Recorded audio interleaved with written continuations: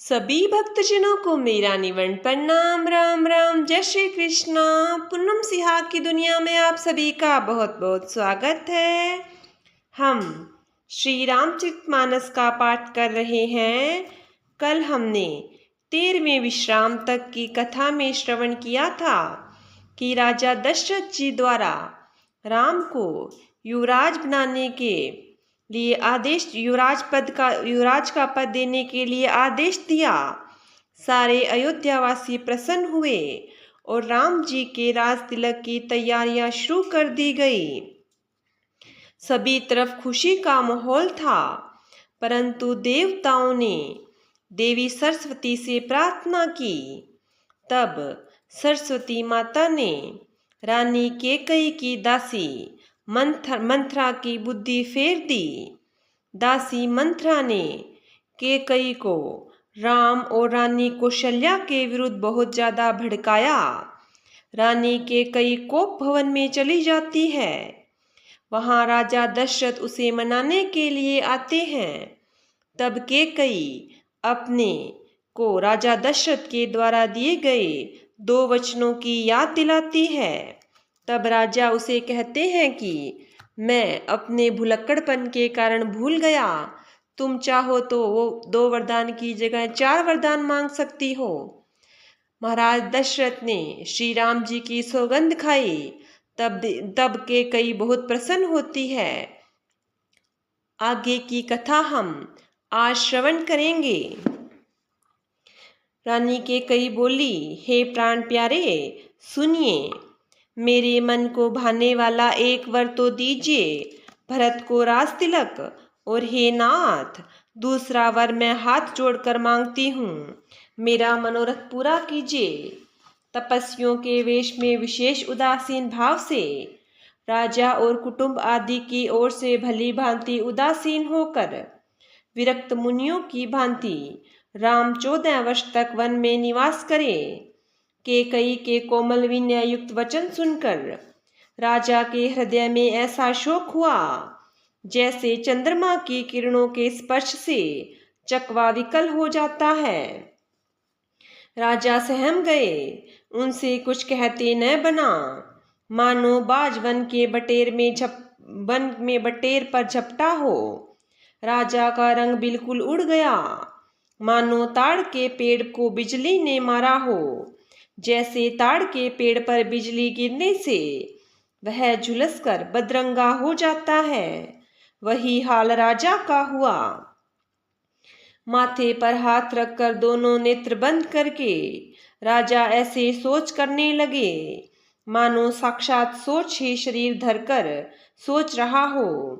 वे सोचते हैं, हाय, मेरा मनोरथ रूपी कल्प वृक्ष फूल चुका, परंतु फलते समय कैकेयी ने हाथियों की तरह उसे जड़ समेत उखाड़कर नष्ट कर डाला। कैकेयी ने अयोध्या को उजाड़ कर दिया और विपत्ति का अचल सुदृढ़ नींव डाल दी। किस अवसर पर क्या हो गया? स्त्री का विश्वास करके मैं वैसे ही मारा गया जैसे योग सिद्धि रूपी फल मिलने के समय योगी को अविद्या नष्ट कर देती है। इस प्रकार राजा मन ही मन झींक रहे हैं। राजा का ऐसा बुरा हाल देखकर दुर्बुद्धि कैकेयी मन में बुरी तरह से क्रोधित हुई और बोली, क्या भरत आपके पुत्र नहीं हैं? क्या मुझे आप दाम देकर खरीद लाए हैं? क्या मैं आपकी विवाहित पत्नी नहीं हूँ? जो मेरा वचन सुनते ही आपको बाण सा लगा, तो आप सोच समझकर बात क्यों नहीं करते? उत्तर दीजिए, हाँ कीजिए, नहीं तो ना ही कर दीजिए। आप रघुवंश में सत्य प्रतिज्ञा वाले प्रसिद्ध हैं। आपने ही वर देने को कहा था, अब भले ही न दीजिए, सत्य को छोड़ दीजिए और जगत में अपयश लीजिए। सत्य की बड़ी सराहना करके वर देने को कहा था, समझा था कि यह चबेना ही मांग लेगी। राजा शिबी, दधीची और बलि ने जो कुछ कहा, शरीर और धन त्याग करके भी उन्होंने अपने वचन की प्रतिज्ञा को निभाया। कैकेयी बहुत ही कड़वे वचन कह रही है, मानो जले पर नमक छिड़क रही हो। धर्म की धुरी को धारण करने वाले राजा दशरथ ने धीरज धरकर नेत्र खोले और सिर धूनकर तथा लंबी सांस लेकर इस प्रकार कहा कि इसने मुझे बड़े कठोर मारा, ऐसी कठिन परिस्थिति उत्पन्न कर दी जिससे बच निकलना कठिन हो गया। प्रचंड क्रोध से जलती हुई कैकेयी सामने इस प्रकार दिखाई पड़ी, मानो क्रोध रूपी तलवार नंगी म्यान से बाहर खड़ी हो। कुबुद्धि उस तलवार की मूठ है, निष्ठुरता धार है और वह कुबरी मंत्रा रूपी सान पर धजकर तेज की हुई है।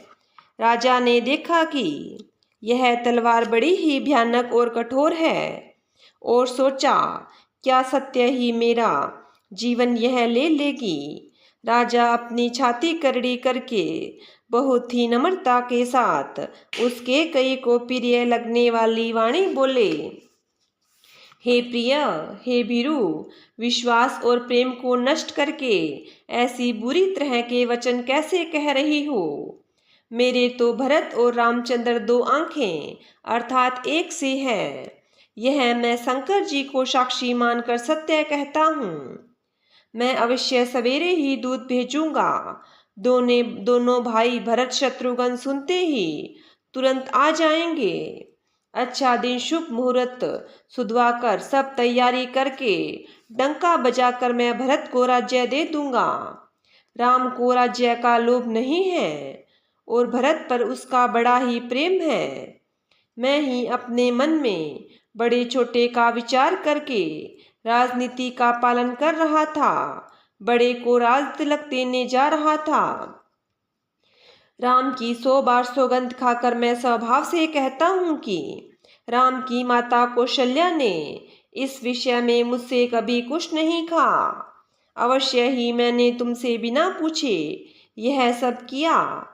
इसी से मेरा मनोरथ खाली गया। अब क्रोध छोड़ दे और मंगल साज सज। कुछ ही दिनों बाद भरत युवराज हो जाएंगे। एक ही बात का मुझे दुख लगा कि तूने दूसरा वरदान बड़ी अड़चन कर मांगा। उसकी आंच से अब भी मेरा हृदय जल रहा है। यह दिल लगी में, क्रोध में अथवा सचमुच ही वास्तव में सच्चा है। क्रोध को त्याग कर राम का अपराध तो बता। सब कोई तो कहते हैं कि राम बड़े ही साधु हैं। तू समय भी राम की सराहना करती है, उन पर स्नेह किया करती है। अब यह सुनकर मुझे संदेह हो गया कि तुम्हारी प्रशंसा और स्नेह कहीं झूठे तो न थे। जिसका स्वभाव शत्रु को भी अनुकूल है, वह माता के प्रतिकूल आचरण क्यों करेगा। हे प्रिय, हंसी और क्रोध छोड़ दे और विवेक उचित अनुचित विचार कर वर मांग, जिससे अब मैं नेत्र भरकर भरत का राज्य अभिषेक देख सकूं। मछली चाहे बिना पानी के जीती रहे और सांप भी चाहे बिना मणि के दीन दुखी होकर जीता रहे, परंतु मैं स्वभाव से ही कहता हूँ, मन में जरा भी छल रख कर नहीं कि मेरा जीवन राम के बिना नहीं है। हे चतुर प्रिय, जी में समझ देख, मेरा जीवन श्री राम के दर्शन के अधीन है। राजा के कोमल वचन सुनकर दुर्बुद्धि कैकेयी अत्यंत जल रही है, मानो अग्नि में घी की आहुतियां पड़ रही है। कैकेयी कहती है, आप करोड़ों उपाय क्यों न करें, यहाँ आपकी माया चालबाजी नहीं लगेगी। या तो मैंने जो मांगा है सो दीजिए, नहीं तो ना ही करके अपयश ले लीजिए। मुझे बहुत प्रपंच बखेड़े नहीं सुहाते। राम साधु है, आप सयाने साधु हैं और राम की माता भी भली है। मैंने सबको पहचान लिया है। कौशल्या ने मेरा जैसा भला चाहा है, मैं भी उसी का याद करके करने योग्य वैसा ही उसे फल दूंगी। सवेरा होते ही मुनि का वेश धारण कर यदि राम वन को नहीं जाते तो हे राजन, मन में निश्चय समझ लीजिए कि मेरा मरना होगा और आपका अपयश। ऐसा कहकर कुटिल के कई उठ खड़ी हुई, मानो क्रोध की नदी उमड़ी हो। वह नदी पाप रूपी पहाड़ से प्रकट हुई और क्रोध रूपी जल से भरी है। ऐसी भयानक है कि देखी नहीं जाती। दोनों वरदान उस नदी के दो किनारे हैं। केकई का कठिन हठ ही उसकी तीव्र धारा है और कुबड़ी मंत्रा के वचनों की प्रेरणा ही भंवर है। वह क्रोध रूपी नदी राजा दशरथ रूपी वृक्ष को जड़ मूल से ढहाती हुई विपत्ति रूपी समुद्र की ओर सीधी चली है। राजा ने समझ लिया कि बात सचमुच वास्तव में सच्ची है। स्त्री के बहाने मेरी मृत्यु ही सिर पर नाच रही है। तदंतर राजा ने केकई के चरण पकड़कर उसे बिठाकर विनती की कि तू सूर्य कुल रूपी वृक्ष के लिए कुल्हाड़ी मत बन। तू मेरा मस्तक मांग ले, मैं तुझे अभी दे दूं, पर राम के विरह में मुझे मत मार। जिस किसी प्रकार से तू राम को रख ले, नहीं तो जन्म भर तेरी छाती जलेगी। राजा ने देखा कि रोग असाध्य है। तब वे अत्यंत आर्तवाणी से हाँ राम, हाँ राम, हाँ रघुनाथ कहते हुए सिर पीटकर जमीन पर गिर पड़े। राजा व्याकुल हो गए। उनका सारा शरीर शिथिल पड़ गया, मानो हथनी ने कल्प वृक्ष को उखाड़ फेंका हो। कंठ सूख गया, मुख से बात नहीं निकलती, मानो पानी के बिना पहिना नामक मछली तड़प रही हो। केकई फिर कड़वे और कठोर वचन बोली, मानो घाव में जहर भर रही हो। कहती है, जो अंत में ऐसा ही करना था तो आपने मांग किस बल पर कहा था। हे राजा, ठाका मारकर हंसना और गाल फुलाना, क्या ये दोनों एक साथ हो सकते हैं? दानी भी कहाना और कंजूसी भी करना, क्या राजपूती में क्षेम कुशल भी रह सकती है? लड़ाई में बहादुरी भी दिखावे और कहीं चोट भी न लगे। या तो वचन प्रतिज्ञा ही छोड़ दीजिए या धैर्य धारण कीजिए। यूं असहाय स्त्री की भांति रोइए पीटिए नहीं। सत्यव्रती के लिए तो शरीर, स्त्री, पुत्र, घर, धन और पृथ्वी सब तिनके के बराबर कहे गए हैं।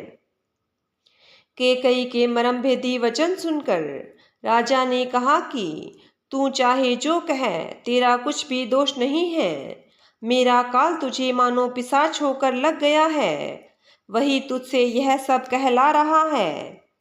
भरत तो भूलकर भी राजपद नहीं चाहते, होनहारवश तेरे ही जी में कुमति आ बसी है।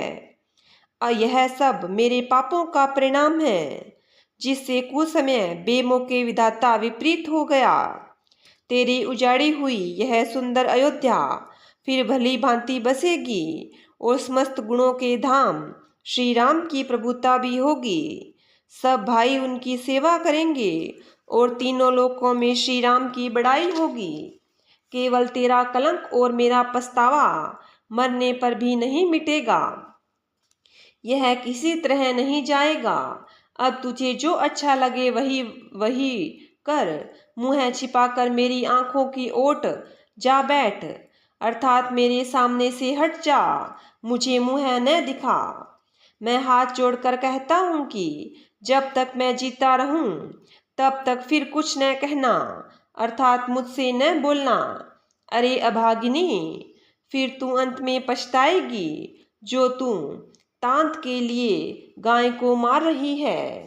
राजा करोड़ों प्रकार से बहुत तरह से समझाकर और यह कहकर कि तू क्यों सर्वनाश कर रही है, पृथ्वी पर गिर पड़े, पर कपट करने में चतुर केकई कुछ बोलती नहीं, मानो मौन होकर मसान जगा रही हो, शमशान में बैठकर प्रेत मंत्र सिद्ध कर रही हो। राजा राम राम रट रहे हैं और ऐसे व्याकुल है जैसे कोई पक्षी पंख के बिना बेहाल हो। वे अपने हृदय में मनाते हैं कि सवेरा न हो और कोई जाकर श्री रामचंद्र जी से यह बात न कहे। हे रघुकुल के गुरु, वडेरे मूल पुरुष सूर्य भगवान, आप अपना उदय न करें। अयोध्या को बेहाल देखकर आपके हृदय में बड़ी पीड़ा होगी। राजा की प्रीति और कैकेयी की निष्ठुरता दोनों को ब्रह्मा ने सीमा तक रचकर बनाया है। अर्थात राजा प्रेम की सीमा है और कैकेयी निष्ठुरता की। विलाप करते करते ही राजा को सवेरा हो गया। राजद्वार पर वीणा, बांसुरी और शंख ध्वनि होने लगी। भाट लोग बिरुदावली पढ़ रहे हैं और गवैये गुणों का गान कर रहे हैं। सुनने पर राजा को वे बाण जैसे लगते हैं। राजा को ये सब मंगल साज कैसे नहीं सुहा रहे, जैसे पति के साथ सती होने वाली स्त्री को आभूषण। श्री रामचंद्र जी के दर्शन की लालसा और उत्साह के कारण उस रात्रि में किसी को भी नींद नहीं आई। राजद्वार पर मंत्रियों और सेवकों की भीड़ लगी है। वे सब सूर्य को उदय हुआ देखकर कहते हैं कि ऐसा कौन सा विशेष कारण है कि अवधपति दशरथ जी अभी तक नहीं जागे। राजा नित्य ही रात के पिछले पहर जाग जाया करते हैं, किंतु आज हमें बड़ा आश्चर्य हो रहा है। हे सुमंत्र, जाओ जाकर राजा को जगाओ, उनकी आज्ञा पाकर हम सब काम करें। तब सुमंत्र रावले राजमहल में गए, पर महल को भयानक देखकर वे जाते हुए डर रहे हैं। ऐसा लगता है मानो दौड़कर काट खाएगा। उसकी ओर देखा भी नहीं जाता, मानो विपत्ति और विषाद ने वहां डेरा डाल रखा हो। पूछने पर कोई जवाब नहीं देता। वे उस महल में गए जहां राजा और कैकेयी थे। जय जीव कहकर सिर नवाकर वंदना करके बैठे और राजा की दशा देखकर तो वे सूख ही गए। देखा कि राजा सोच में व्याकुल है। चेहरे का रंग उड़ गया है। जमीन पर ऐसे पड़े हैं मानो कमल जड़ छोड़कर जड़ से उखड़कर मुरझाया पड़ा हो। मंत्री मारे डर के कुछ पूछ नहीं सकते। तब अशुभ से भरी हुई और शुभ से वहीन कैकेयी बोली, राजा को रात भर नींद नहीं आई। राजा को रात भर नींद नहीं आई, इसका कारण जगदीश्वर ही जाने। इन्होंने राम राम रटकर सवेरा कर दिया, परंतु इसका भेद राजा कुछ भी नहीं बतलाते। तुम जल्दी राम को बुला लाओ, तब आकर समाचार पूछना। राजा का रुख जानकर सुमंत्र जी चले, समझ गए कि रानी ने कुछ कुचाल की है। सुमंत्र सोच में व्याकुल है।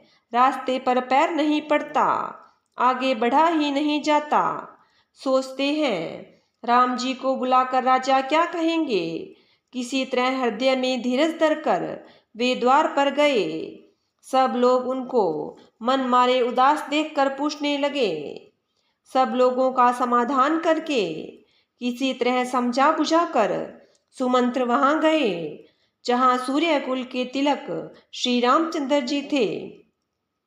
श्री रामचंद्र जी ने सुमंत्र को आते देखा तो पिता के समान समझकर उनका आदर किया। श्री रामचंद्र जी के मुख को देखकर और राजा की आज्ञा सुनाकर वे रघुकुल के दीपक श्री रामचंद्र जी को अपने साथ लिवा चले। श्री रामचंद्र जी मंत्री के साथ बुरी तरह से बिना किसी लवाज में कैसे जा रहे हैं, यह देखकर लोग जहां तहां विषाद कर रहे हैं। रघुवंशमणि श्री रामचंद्र जी ने जाकर देखा कि राजा अत्यंत ही बुरी हालत में पड़े हैं, मानो सिंहनी को देखकर कोई बूढ़ा गजराज सहम कर गिर पड़ा हो। राजा के होठ सूख रहे हैं और सारा शरीर जल रहा है, मानो मणि के बिना सांप दुखी हो रहा हो। पास ही क्रोध से भरी कैकेयी को देखा, मानो साक्षात मृत्यु ही बैठी है, राजा के जीवन की अंतिम घड़ियां गिन रही हो। श्री रामचंद्र जी का स्वभाव कोमल और करुणामय है। उन्होंने अपने जीवन में पहली बार यह दुख देखा। इससे पहले कभी उन्होंने दुख सुना भी न था। तो भी समय का विचार करके, हृदय में धीरज धरकर उन्होंने मीठे वचनों से माता कैकेयी से पूछा, हे माता, मुझे पिताजी के दुख का कारण कहो, ताकि जिससे उसका निवारण हो, दुख दूर हो, वह यत्न किया जाए। कैकेयी ने कहा, हे राम, सुनो, सारा कारण यही है कि राजा का तुम पर बहुत स्नेह है। उन्होंने मुझे 2 वरदान देने को कहा था। मुझे जो कुछ अच्छा लगा वही मैंने मांगा। उसे सुनकर राजा के हृदय में सोच हो गया, क्योंकि ये तुम्हारा संकोच नहीं छोड़ सकते। इधर तो पुत्र का स्नेह है और उधर वचन प्रतिज्ञा। राजा इसी धर्म संकट में पड़ गए। यदि तुम कर सकते हो तो राजा की आज्ञा शिरोधार्य करो, इनके कठिन क्लेश को मिटाओ। कैकेयी बेधड़क बैठी ऐसी कड़वी वाणी कह रही है, जिसे सुनकर समय कठोरता भी अत्यंत व्याकुल हो उठी। जीभ धनुष है, वचन बहुत से तीर है, और मानो राजा ही कोमल निशाने के समान है। इस सारे सात समान के साथ मानो समय कठोरपन श्रेष्ठ वीर का शरीर धारण करके धनुष विद्या सीख रहा है। श्री रघुनाथ जी को सब हाल सुनाकर वह ऐसे बैठी मानो निष्ठुरता ही शरीर धारण किए हो। सूर्य कुल के सूर्य, स्वाभाविक ही आनंद निधान श्री रामचंद्र जी मन में मुस्कुराकर सब दूषणों से रहित ऐसी कोमल और सुंदर वचन बोले, जो मानो वाणी के ही भूषण थे। हे माता, सुनो, वही पुत्र बड़भागी हैं जो माता पिता के वचनों के अनुरागी पालन करने वाले हैं। आज्ञा पालन के द्वारा माता पिता को संतुष्ट करने वाला पुत्र, हे जननी, सारे संसार में दुर्लभ है। वन में विशेष रूप से मुनियों का मिलाप होगा, जिसमें मेरा सभी प्रकार से कल्याण है।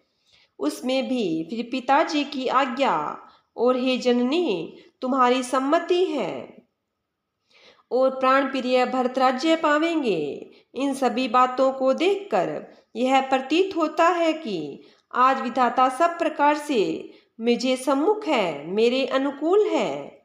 यदि ऐसे काम के लिए भी मैं वन को न जाऊं, तो मूर्खों के समाज में सबसे पहले मेरी गिनती करनी चाहिए। जो कल्प वृक्ष को छोड़कर रेड़ की सेवा करते हैं और अमृत त्याग कर विष मांग लेते हैं, हे माता, तुम मन में विचार कर देखो, वे महामूर्ख भी ऐसा मौका पाकर कभी न चूकेंगे। हे माता, मुझे एक ही दुख विशेष रूप से हो रहा है, वह महाराज को अत्यंत व्याकुल देखकर। इस थोड़ी सी बात के लिए ही पिताजी को इतना भारी दुख हो। हे माता, मुझे इस बात पर विश्वास नहीं होता, क्योंकि महाराज तो बड़े ही धीर और गुणों के अथाह समुद्र है। अवश्य ही मुझसे कोई बड़ा अपराध हो गया, जिसके कारण महाराज मुझसे कुछ नहीं कहते। तुम्हें मेरी सौगंध है माता, तुम सच सच कहो। रघुकुल में श्रेष्ठ श्री रामचंद्र जी के स्वभाव से ही सीधे वचनों को दुर्बुद्धि कैकेयी टेढ़ा ही करके जान रही है। जैसे यद्यपि जल समान ही होता है, परंतु जोंक उसमें टेढ़ी चाल ही चलती है। रानी कैकेयी श्री रामचंद्र जी का रूप पाकर हर्षित हो गई और कपटपूर्ण स्नेह दिखाकर बोली, तुम्हारी शपथ और भरत की सौगंध है, मुझे राजा के दुख का दूसरा कुछ भी कारण विदित नहीं है। हे तात, तुम अपराध के ही योग्य नहीं हो। तुमसे माता पिता का अपराध बन पड़े, यह संभव नहीं। तुम तो माता पिता और भाइयों को सुख देने वाले हो। हे राम, तुम जो कुछ कह रहे हो सब सत्य है। तुम माता पिता के वचनों के पालन करने में तत्पर हो। मैं तुम्हारी बलिहारी जाती हूँ। तुम पिता को समझाकर वही बात कहो, जिससे चौथेपन बुढ़ापे में उनका अपयश न हो। जिस पुण्य से इनको तुम जैसे पुत्र दिए हैं, उसका निरादर करना उचित नहीं। कैकेयी के बुरे मुख से ये शुभ वचन कैसे लगते हैं, जैसे मगध देश में गया आदिक तीर्थ। श्री रामचंद्र जी को माता कैकेयी के सब वचन ऐसे अच्छे लगे जैसे गंगा नदी में जाकर अच्छे बुरे सभी प्रकार के जल शुभ सुंदर हो जाते हैं। इतने में राजा की मूर्छा दूर हुई। उन्होंने राम का स्मरण करके राम राम कहकर फिर करवट ली। मंत्री ने श्री रामचंद्र जी का आना कहकर समयानुकूल विनती की। जब राजा ने सुना कि श्री रामचंद्र पधारे हैं तो उन्होंने धीरज धर के नेत्र खोले। मंत्री ने संभाल कर राजा को बैठाया। राजा ने श्री रामचंद्र जी को अपने चरणों में पड़ते प्रणाम करते देखा। स्नेह से विकल राजा ने राम जी को हृदय से लगा लिया, मानो सांप ने अपनी खोई हुई मणि फिर पा ली हो। राजा दशरथ जी श्री राम जी को देखते ही रह गए। उनके नेत्रों से आंसुओं की धारा बह चली। शोक के विशेष वश होने के कारण राजा कुछ कह नहीं सकते। वे बार बार श्री रामचंद्र जी को हृदय से लगाते हैं और मन में ब्रह्मा जी को मनाते हैं कि जिससे श्री रघुनाथ जीवन को न जाएं। फिर महादेव जी का स्मरण करके उनसे निहोरा करते हुए कहते हैं, हे सदाशिव, आप मेरी विनती सुनिए। आप आशुतोष शीघ्र प्रसन्न होने वाले और अवरढर दानी मुँह मांगा डालने वाले हैं, मुँह मांगा दे डालने वाले हैं। अतः मुझे अपना दीन सेवक जानकर मेरे दुख को दूर कीजिए। आप प्रेरक रूप से सबके हृदय में हैं। आप श्री रामचंद्र जी को ऐसी बुद्धि दीजिए जिससे वे मेरे वचन को त्याग कर और शील स्नेह छोड़कर घर में ही रह जाएं। जगत में चाहे अपयश हो या सुयश नष्ट हो जाए, चाहे नया पाप होने से मैं नरक में गिरूं अथवा स्वर्ग चला जाऊं, पूर्व पुण्यों के फल स्वरूप मिलने वाला स्वर्ग चाहे मुझे न मिले, और भी सब प्रकार के दुष्य दुख आप मुझे सहन करा लें, मुझसे सहन करा लें, पर श्री रामचंद्र जी मेरी आंखों की ओट न हो। राजा मन ही मन इस प्रकार विचार कर रहे हैं, बोलते नहीं। उनका मन पीपल के पत्ते की तरह डोल रहा है। श्री रघुनाथ जी ने पिता को प्रेम के वश जानकर और यह अनुमान करके कि माता फिर कुछ कहेगी तो पिताजी को दुख होगा, देश काल और अवसर के अनुकूल विचार कर विनीत वचन कहे, हे तात, मैं कुछ कहता हूँ, कुछ ढिठाई करता हूँ। इन अनौचित्य को मेरी बाल्यावस्था समझकर क्षमा कीजिएगा। इस अत्यंत तुच्छ बात के लिए आपने इतना दुख पाया। मुझे किसी ने पहले कहकर यह बात नहीं जनाई। स्वामी, आप को इस दशा में देखकर मैंने माता से पूछा। उनसे सारा प्रसंग सुनकर मेरे सब अंग शीतल हो गए। मुझे बड़ी प्रसन्नता हुई। हे पिताजी, इस मंगल के समय स्नेहवश होकर सोच करना छोड़ दीजिए और हृदय में प्रसन्न होकर मुझे आज्ञा दीजिए। यह कहते हुए प्रभु श्री रामचंद्र जी सर्वांग पुलकित हो गए। उन्होंने फिर कहा, इस पृथ्वी तल पर उनका जन्म धन्य है जिनके चरित्र सुनकर पिताजी को परम आनंद हो, जिसको माता पिता प्राणों के समान प्रिय है। चारों पदार्थ अर्थ धर्म काम मोक्ष उसके करतलगत मुट्ठी में रहते हैं। आपकी आज्ञा पालन करके और जन्म का फल पाकर मैं जल्दी ही लौट आऊँगा। अतः कृपा आज्ञा दीजिए। माता से विदा मांग आता हूँ, फिर आपके पैर लगकर प्रणाम करके वन को चलूँगा। ऐसा कहकर तब श्री रामचंद्र जी वहाँ से चल दिए। राजा ने शोकवश कोई उत्तर नहीं दिया।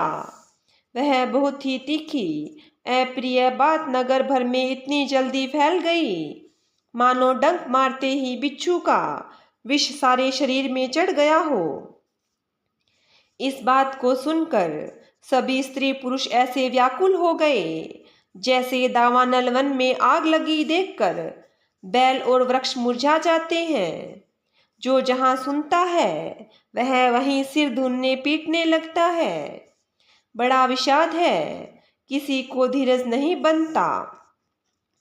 सबके मुख सूखे जाते हैं, आंखों में आंसू बहते हैं, शोक हृदय में नहीं समाता। मानो करुणा रस की सेना अवध पर डंका बजाकर उतर आई हो। सब मेल मिल गए थे, सब संयोग ठीक हो गए थे। इतने में ही विधाता ने बात बिगाड़ दी। जहां तहां लोग कैकेयी को गाली दे रहे हैं। इस पापिन को क्या सूझ पड़ा, जो इसने छाए घर पर आग लगा दी। यह अपने हाथ से अपनी आंखों को निकालकर आंखों के बिना ही देखना चाहती है और अमृत फेंक कर विष चखना चाहती है। यह कुटिल, कठोर, दुर्बुद्धि और अभागिनी कैकेयी रघुवंश रूपी बांस के वन के लिए अग्नि हो गई। पत्ते पर बैठकर इसने पेड़ को काट डाला, सुख के शोक की ठटकर रख दिया। श्री रामचंद्र जी इसे सदा प्राणों के समान प्रिय थे, फिर भी न जाने किस कारण इसने यह कुटिलता ठानी। कवि सत्य ही कहते हैं कि स्त्री का स्वभाव सब प्रकार से पकड़ में न आने योग्य अथाह और भेद भरा होता है। अपनी परछाई भले ही पकड़ जाए, पर भाई स्त्रियों की गति चाल नहीं जानी जाती। आग क्या नहीं जला सकती, समुद्र में भी क्या नहीं समा सकता। अबला कहने वाली प्रबल स्त्री क्या नहीं कर सकती, और जगत में काल किसको नहीं खाता। विधाता ने क्या सुनकर क्या सुना दिया, क्या सुनाकर क्या सुना दिया, क्या दिखाकर क्या दिखा दिया। एक कहते हैं कि राजा ने अच्छा नहीं किया, दुर्बुद्धि कैकेयी को विचार कर वर नहीं दिया। जो हट करके कैकेयी की बात को पूरा करने पर अड़े रहकर समय सब दुखों के पात्र हो गए। स्त्री के विशेष वश होने के कारण मानो उनका ज्ञान और गुण जाता रहा। एक दूसरे जो धर्म की मर्यादा को जानते हैं और सयाने हैं, वे राजा को दोष नहीं देते। हे शिवी, दधीची और हरिश्चंद्र की कथा एक दूसरे का बखान करते हैं। कोई एक इसमें भरत जी की सम्मति बताते हैं, कोई एक सुनकर उदासीन से रह जाते हैं, कुछ बोलते नहीं। कोई हाथों से कान मूंदकर और जीभ को दांतों तले दबाकर कहते हैं कि यह सब झूठ है। ऐसी बात कहने से तुम्हारे पुण्य नष्ट हो जाएंगे। भरत जी को तो श्री रामचंद्र जी प्राणों के समान प्यारे हैं। चंद्रमा चाहे शीतल किरणों की जगह आग की चिंगारियां बरसाने लगे और अमृत चाहे विष के समान हो जाए, परंतु भरत जी स्वप्न में भी कभी श्री रामचंद्र जी के विरुद्ध कुछ नहीं करेंगे। कोई एक विधाता को दोष देते हैं, जिसने अमृत दिखाकर विष दे दिया। नगर भर में खलबली मच गई, सब किसी को सोच हो गया। हृदय में दुसह जलन हो गई, आनंद उत्साह मिट गया। ब्राह्मणों की स्त्रियां कुल की माननीय बड़ी बूढ़ी और जो कैकेयी की परम प्रिय थी, वे उसके शील की सराहना करके उसे सीख देने लगी, पर उसके वचन बाण के समान लगते थे। उनके वचन बाण के समान लगते थे। वे कहती हैं, तुम तो सदा कहती थी कि श्री रामचंद्र के समान मुझको भरत भी प्यारे नहीं हैं। इस बात को सारा जगत जानता है। श्री रामचंद्र जी पर तो तुम स्वाभाविक ही स्नेह करती रही हो, आज किस अपराध से उन्हें वन देती हो। तुमने कभी सोतिया डाह नहीं किया। सारा देश तुम्हारे प्रेम और विश्वास को जानता है। अब कौशल्या ने तुम्हारा कौन सा बिगाड़ कर दिया, जिसके कारण तुमने सारे नगर पर वज्र गिरा दिया। क्या सीता जी अपने पति श्री रामचंद्र जी का साथ छोड़ देंगी? क्या लक्ष्मण जी श्री रामचंद्र जी के बिना घर रह सकेंगे? क्या भरत जी श्री रामचंद्र जी के बिना अयोध्यापुरी का राज्य भोग सकेंगे? और क्या राजा श्री रामचंद्र जी के बिना जीवित रह सकेंगे? अर्थात न सीता जी यहाँ रहेगी, न लक्ष्मण जी रहेंगे, न भरत जी राज्य करेंगे और न ही राजा जीवित रहेंगे, सब उजाड़ हो जाएगा। हृदय में ऐसा विचार क्रोध छोड़ दो, शोक और कलंक की कोठी मत बनो। भरत को अवश्य युवराज पद दे दो, पर श्री रामचंद्र जी को वन में क्या काम है? श्री रामचंद्र जी राज्य के भूखे नहीं हैं।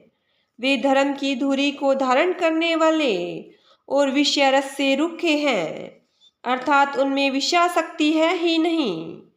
इसलिए तुम यह शंका न करो कि श्री राम जीवन में न गए तो भरत के राज्य में विघ्न करेंगे। इतने पर भी मन न माने तो तुम राजा से दूसरा ऐसा वर ले लो कि श्री राम जी घर छोड़कर गुरु के घर रहे। जो तुम हमारे कहने पर चलोगी तो तुम्हारे हाथ कुछ भी नहीं, तो जो तुम हमारे कहने पर न चलोगी तो तुम्हारे हाथ कुछ भी नहीं लगेगा। यदि तुमने कुछ हंसी की है तो उसे प्रकट में कहकर जना दो कि मैंने दिल लगी की है। राम सरीखा पुत्र क्या वन के योग्य है? यह सुनकर लोग तुम्हें क्या कहेंगे?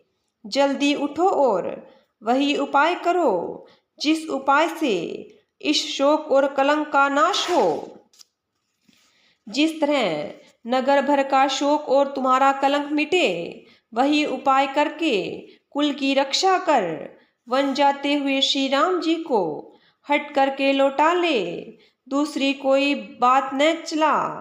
तुलसीदास जी कहते हैं, जैसे सूर्य के बिना दिन, प्राण के बिना शरीर और चंद्रमा के बिना रात निर्जीव और शोभाहीन हो जाती है, वैसे ही श्री रामचंद्र जी के बिना अयोध्या हो जाएगी।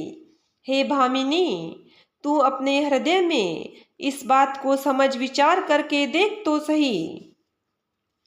इस प्रकार सखियों ने ऐसी सीख दी जो सुनने में मीठी और परिणाम में हितकारी थी, पर कुटिला कुबरी की सिखाई पड़ी हुई कैकेयी ने इस पर जरा भी कान नहीं दिया।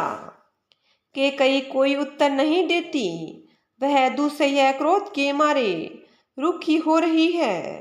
ऐसी देखती है मानो भूखी बागिन हिरणियों को देख रही हो। तब सखियों ने रोग को असाध्य समझकर उसे छोड़ दिया। सब उसको मंद बुद्धि अभागिनी कहती हुई चल दी। राज्य करते हुए इस कैकेयी को दैव ने नष्ट कर दिया। इसने जैसा कुछ किया वैसा कोई भी न करेगा। नगर के सब स्त्री पुरुष इस प्रकार विलाप कर रहे हैं और उस कुचाली कैकेयी को करोड़ों गालियां दे रहे हैं। लोग विषम ज्वर भयानक दुख की आग में जल रहे हैं। लंबी सांसें लेते हुए वे कहते हैं कि श्री रामचंद्र जी के बिना जीने की कौन सी आशा है। महान वियोग की आशंका से प्रजा ऐसी व्याकुल हो गई है मानो पानी सूखने के समय जलचर जीवों का समुदाय व्याकुल हो। सभी पुरुष और स्त्रियां अत्यंत विषाद के वश हो रहे हैं। स्वामी श्री रामचंद्र जी माता कौशल्या के पास गए। उनका मुख प्रसन्न है और चित्त में चौगुना चाव उत्साह है। वह सोच मिट गया है कि राजा कहीं रख न ले। श्री राम जी को राज तिलक की बात सुनकर विषाद हुआ था कि सब भाइयों को छोड़कर बड़े भाई मुझको ही राज तिलक क्यों होता है। अब माता कैकेयी की आज्ञा और पिता की मौन सम्मति पाकर वह सोच मिट गया। श्री रामचंद्र जी का मन नए पकड़े हुए हाथी के समान और राज तिलक उस हाथी के बांधने की कांटेदार लोहे की बेड़ी के समान है। वन जाना है, यह सुनकर अपने को बंधन से छूटा जानकर उनके हृदय में आनंद बढ़ गया। रघुकुल तिलक श्री रामचंद्र जी ने दोनों हाथ जोड़कर आनंद के साथ माता के चरणों में सिर नवाया। माता ने आशीर्वाद दिया, अपने हृदय से लगा लिया और उन पर गहने और कपड़े न्यौछावर किए। माता बार बार श्री रामचंद्र जी का मुख चूम रही है। नेत्रों में प्रेम का जल भर आया है और सब अंग पुलकित हो गए हैं। श्री राम जी को अपनी गोद में बैठाकर फिर हृदय से लगा लिया। सुंदर स्तन प्रेम रस दूध बहाने लगे। उनका प्रेम और महान आनंद कुछ कहा नहीं जाता। मानो कंगाल ने कुबेर का पद पा लिया हो। बड़े आदर के साथ सुंदर मुख देखकर माता मधुर वचन बोली, हे तात, माता बलिहारी जाती है। कहो वह आनंद मंगलकारी लग्न कब है, जो मेरे पुण्यशील और सुख की सुंदर सीमा है और जन्म लेने के लाभ में पूर्णतम अवधि है, तथा जिस लगन को सभी स्त्री पुरुष अत्यंत व्याकुलता से इस प्रकार चाहते हैं, जिस प्रकार प्यास से चातक और चातकी शरद ऋतु में स्वाति नक्षत्र की वर्षा चाहते हैं। हे तात, मैं बलैया लेती हूँ, तुम जल्दी नहा लो और जो मन भावे कुछ मिठाई खा लो। भैया, तब पिता के पास जाना, बहुत देर हो गई। माता बलिहारी जाती है। माता के अत्यंत अनुकूल वचन सुनकर जो मानो स्नेह रूपी कल्प वृक्ष के फूल थे, जो सुख रूपी मकरंद पुष्प रस के भवरे थे और श्री राजलक्ष्मी के मूल थे, ऐसे वचन रूपी फूलों को देखकर श्री रामचंद्र जी का मन रूपी भंवरा उन पर नहीं भूला। धर्म धुरीण श्री रामचंद्र जी ने धर्म की गति जानकर माता से अत्यंत कोमल वाणी से कहा, हे माता, पिताजी ने मुझको वन का राज्य दिया है, जहाँ सब प्रकार से मेरा बड़ा काम बनने वाला है। हे माता, तू प्रसन्न मन से मुझे आज्ञा दे, जिससे मेरी वन यात्रा में आनंद मंगल हो। मेरा स्नेहवश भूलकर भी डरना नहीं। मेरे स्नेहवश भूलकर भी डरना नहीं। हे माता, तेरी कृपा से आनंद ही होगा। 14 वर्ष वन में रहकर पिताजी के वचन को प्रमाणित सत्य कर फिर लौटकर तेरे चरणों का दर्शन करूंगा। तू मन में दुखी मत होना। रघुकुल में श्रेष्ठ श्री राम जी के ये बहुत ही नम्र और मीठे वचन माता के हृदय में बाण के समान लगे और कसकने लगे। उस शीतलवाणी को सुनकर कौशल्या वैसे ही सहम कर सूख गई, जैसे बरसात का पानी पड़ने से जवा सा सूख जाता है। हृदय का विषाद कुछ कहा नहीं जाता। मानो सिंह की गर्जना सुनकर हिरणी विकल हो गई हो। नेत्रों में जल भर आया, शरीर थर थर कांपने लगा, मानो मछली मांजा पहली वर्षा का फेन खाकर बदहवास हो गई हो। धीरज धरकर पुत्र का मुख देखकर माता गदगद वचन कहने लगी, हे तात, तुम तो पिता को प्राणों के समान प्रिय हो। तुम्हारे चरित्रों को देखकर वे नित्य प्रसन्न होते थे। राज्य देने के लिए उन्होंने ही शुभ दिन सोधवाया था, फिर अब किस अपराध से वन जाने को कहा। हे तात, मुझे इसका कारण सुनाओ। सूर्यवंश रूपी वन को जलाने के लिए अग्नि कौन हो गया? तब श्री रामचंद्र जी का रुख देखकर मंत्री के पुत्र ने सब कारण समझाकर कहा। उस प्रसंग को सुनकर वे गूंगी जैसी चुप रह गई। उनकी दशा का वर्णन ही नहीं किया जा सकता। न रख ही सकती है और न कह सकती है कि वन चले जाओ।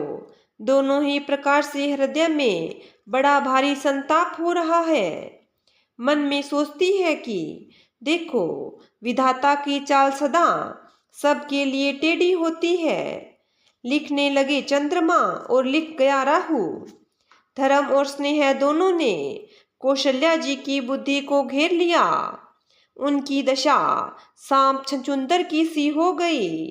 वे सोचने लगी कि यदि मैं अनुरोध हट करके पुत्र को रख लेती हूँ तो धर्म जाता है और भाइयों में विरोध होता है, और यदि वन जाने को कहती हूँ तो बड़ी हानि होती है। इस प्रकार के धर्म संकट में पड़कर रानी विशेष रूप से सोच के वश हो गई। फिर बुद्धिमती कौशल्या जी स्त्री धर्म पातिव्रत धर्म को समझकर और राम तथा भरत दोनों पुत्रों को समान जानकर सरल स्वभाव वाली श्री रामचंद्र जी की माता बड़ा धीरज धरकर वचन बोली, हे तात, मैं बलिहारी जाती हूँ। तुमने अच्छा किया। पिता की आज्ञा का पालन करना ही सब धर्मों का शिरोमणि धर्म है। राज्य देने को कहकर वन दे दिया, उसका मुझे लेश मात्र भी दुख नहीं। दुख तो इस बात का है कि तुम्हारे बिना भरत को, महाराज को और प्रजा को बड़ा भारी क्लेश होगा।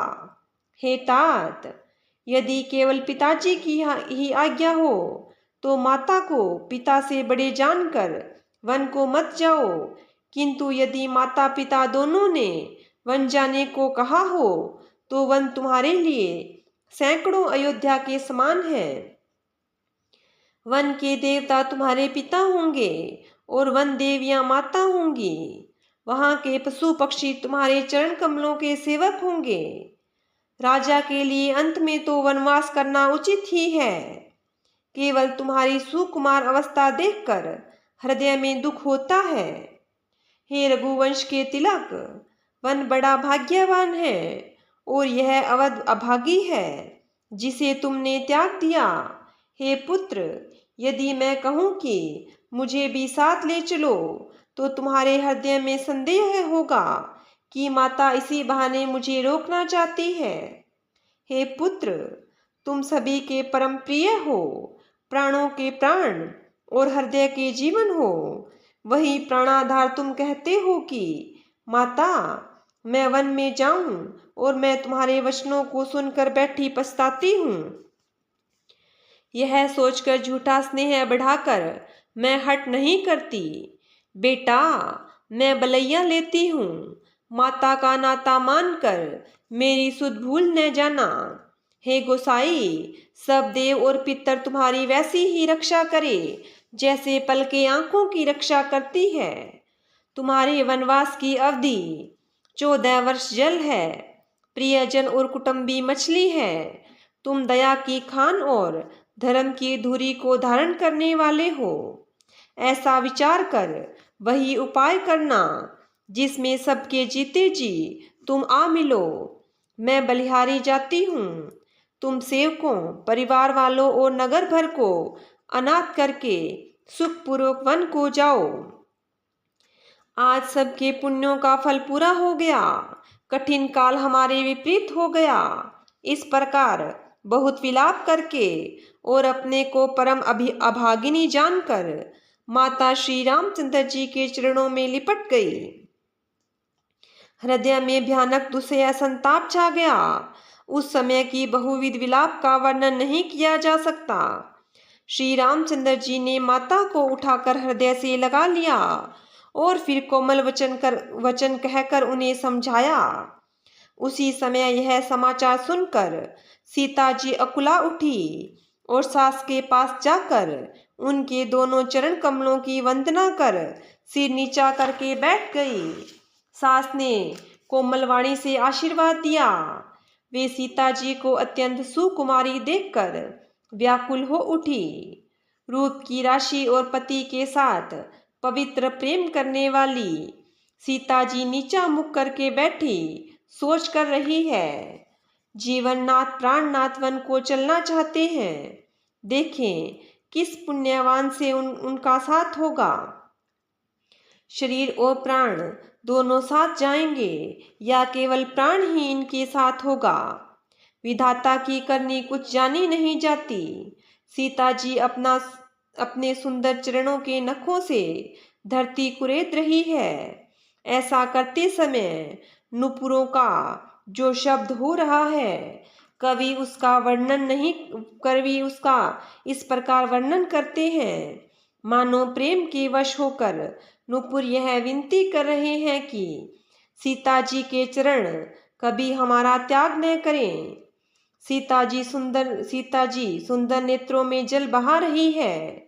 उनकी यह दशा देखकर श्री राम जी की माता कौशल्या जी बोली, हे तात सुनो, सीता अत्यंत ही सुकुमारी है तथा सास ससुर और कुटुंबी सभी को प्यारी है। इनके पिता जनक जी राजाओं में शिरोमणि हैं, ससुर सूर्य कुल के सूर्य हैं और पति सूर्य कुल रूपी कुमुद वन में खिलाने वाले चंद्रमा और गुण और रूप के भंडार हैं। फिर मैंने रूप की राशि, सुंदर गुण और शील वाली प्यारी पुत्र वधू पाई है। मैंने इन जानकी को आंखों की पुतली बनाकर इनसे प्रेम बढ़ाया है और अपने प्राण इनमें लगा रखे हैं। इन्हें कल्पलता के समान मैंने बहुत तरह से बड़े लाव चाड़ के साथ स्नेह रूपी जल में जल से सींच कर पाला है। अब इस लता के फूलने फलने के समय विधाता वाम हो गए। कुछ जाना नहीं जाता कि इसका क्या परिणाम होगा। सीता ने प्रियंशक पृष्ठ पलंग के ऊपर गोद और हिंडोले को छेड़कर कठोर पृथ्वी पर कभी पैर नहीं रखा। मैं सदा संजीवनी जड़ी के समान सावधानी से इनकी रखवाली करती हूँ। कभी दीपक की बत्ती हटाने को भी नहीं कहती। कहीं सीता अब तुम्हारे साथ वन चलना चाहती है, वही सीता अब तुम्हारे साथ वन चलना चाहती है। हे रघुनाथ, उसे क्या आज्ञा होती है? चंद्रमा की किरणों का रस अमृत चाहने वाली चकोरी सूर्य की ओर आँख किस तरह मिला सकती है? हाथी, सिंह, राक्षस आदि अनेक दुष्ट जीव जंतु वन में विचरते रहते हैं। हे पुत्र, क्या विष की वाटिका में सुंदर संजीवनी बूटी शोभा पा सकती है? वन के लिए तो ब्रह्मा जी ने विषय सुख को न जानने वाली कोल और भीलों की लड़कियों को रचा है, जिनका पत्थर के कीड़ों जैसा कठोर स्वभाव है। उन्हें वन में कभी क्लेश नहीं होता, अथवा तपस्वियों की स्त्रियां वन में रहने योग्य है, जिन्होंने तपस्या के लिए सब भोग त्यज दिए हैं। हे पुत्र, जो तस्वीर के बंदर को देखकर डर जाती है, वे सीता वन में किस तरह रह सकेगी? देव सरोवर के कमलों में विचरण करने वाली हंसनी क्या गेड़इयों तेलइयों के रहने योग्य है? ऐसा विचार कर जैसी तुम्हारी आज्ञा हो, मैं जानकी जी को वैसी ही शिक्षा दूं। माता कहती है, यदि सीता घर में रहे तो मुझको बहुत सहारा हो जाए। श्री रामचंद्र जी ने माता की प्रियवाणी सुनकर, जो मानो स्नेह सील और स्नेह रूपी अमृत से सनी हुई थी, विवेक में प्रिय वचन कहकर माता को संतुष्ट किया। फिर वन के गुण दोष प्रकट करके वे जानकी जी को समझाने लगे। श्री रामचरितमानस मास पारायण 14वां विश्राम। बोलिए सियावर रामचंद्र भगवान की जय हो। बोलिए विष्णु भगवान की जय हो।